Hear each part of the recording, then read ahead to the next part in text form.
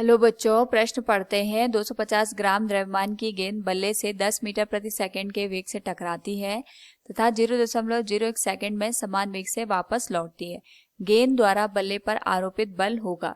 हमारे पास 4 विकल्प दिए गए हैं। सबसे पहले हम यहाँ पे मुख्य अवधारणा का प्रयोग करेंगे और इस स्थिति में हमारे पास जो मुख्य अवधारणा है वह है न्यूटन का द्वितीय नियम, जो कि हमें बताता है कि संवेग परिवर्तन की दर समय के साथ बल के बराबर होती है, जिसको हम लिख सकते हैं F बराबर डेल पी बटे डेल टी। यहाँ पे जो डेल पी है ये संवेग परिवर्तन को दर्शाता है और डेल टी समय के मान को दर्शाता है।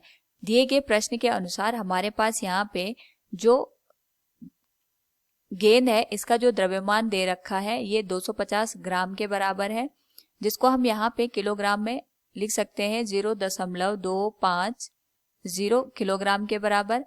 हमारे पास जो गेंद है इसका जो वेग है ये 10 मीटर प्रति सेकंड दे रखा है।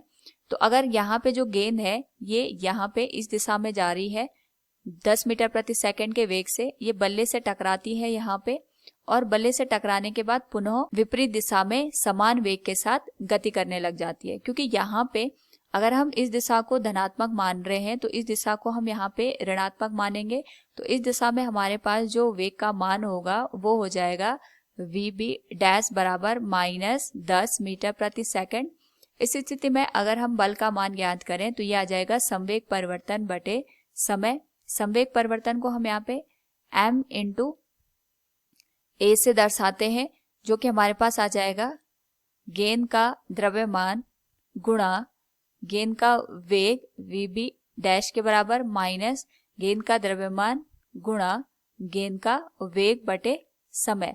इस स्थिति में अगर हम मान रखें तो जो गेंद का द्रव्यमान है ये तो हमारे पास बाहर आ जाएगा और जो यहाँ पे गेंद का वेग दे रखा है अगर हम उसका मान रखें तो ये आ जाएगा -10 बटे जो समय है ये आ जाएगा 0.01 के बराबर। और जो गेंद है अगर हम इसके द्रव्यमान की बात करें ये आ जाएगा 0.250 गुणा -20 बटे 0.01।